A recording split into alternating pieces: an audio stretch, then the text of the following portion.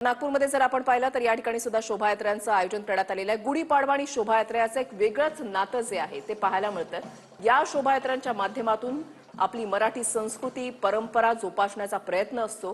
विविध देखावे जे आहेत ते साकारले जातात। चित्ररथाच्या माध्यमातून जनजागृती जी आहे ती केली जाते। इकडे नागपूरमधली दृश्य आपण या ठिकाणी पाहताय। मुख्यमंत्री देवेंद्र फडणवीस स्वतः या शोभायात्रेमध्ये सहभागी झालेले आहेत। त्यांनी नवीन वर्षाच्या सर्व मराठी बांधवांना शुभेच्छा दिलेल्या आहेत। नववर्ष स्वागत यात्रेमधून मुख्यमंत्री फडणवीस आपण या ठिकाणी पाहताय।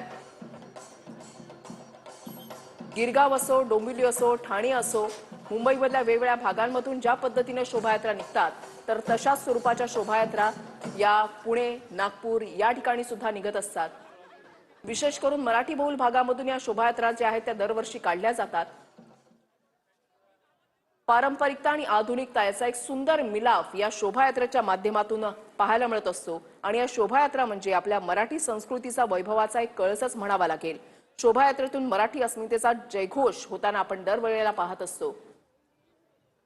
घरासह मंदिरामध्ये गुढी उभारून नववर्षाचं स्वागत जे आहे ते अगदी जल्लोषात केलं जातं।